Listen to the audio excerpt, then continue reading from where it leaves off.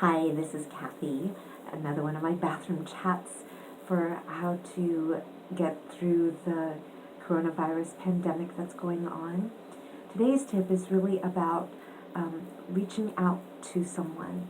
If you are someone who is feeling depressed, anxious, fearful, worried during this time, especially as people are being asked to be physically distant from each other, it can be really hard. You might feel really isolated from other people if you're self-quarantining, or if you're one of the vulnerable who are being asked to isolate themselves.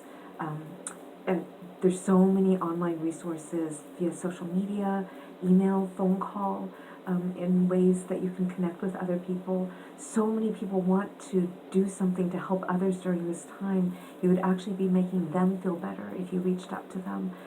Don't isolate yourself to the point where you're socially isolated from others. Right now, we have to be physically separate from each other so we don't pass the virus to other people, especially those who are most vulnerable. But it is important to maintain those relationships with other people because we're human beings, we are pack animals, we need that kind of connection. So reach out. Also, I want to encourage anyone who, if you haven't heard from someone in a while, check in on them. A lot of people, especially when they're depressed, may not think to, or may not feel like they can, or they just excuse themselves away from asking for support or just emotional connection with someone else.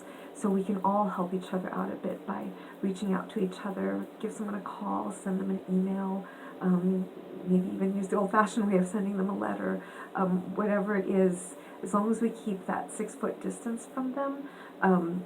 You can even stop by their house, give them a heads up if they just want to see you through the screen door and wave hi, as long as you keep that 6 foot distance. Not if they're in the vulnerable population. Unfortunately, they do have to keep isolated as far from people as possible. But whatever way you have of letting them know you care, maybe send them a delivery of flowers, or whatever it is that they might appreciate. There's so many delivery services now that you can utilize to do that, or you can even get it and drop it off on their front stoop, and then send them a message to let them know it's there. But it is so important during this time to keep socially connected with other people, because we need that. We're human beings and we have to have that. It's what makes us happiest and healthiest. And if we're going to survive this pandemic, we need us all to be as healthy as possible.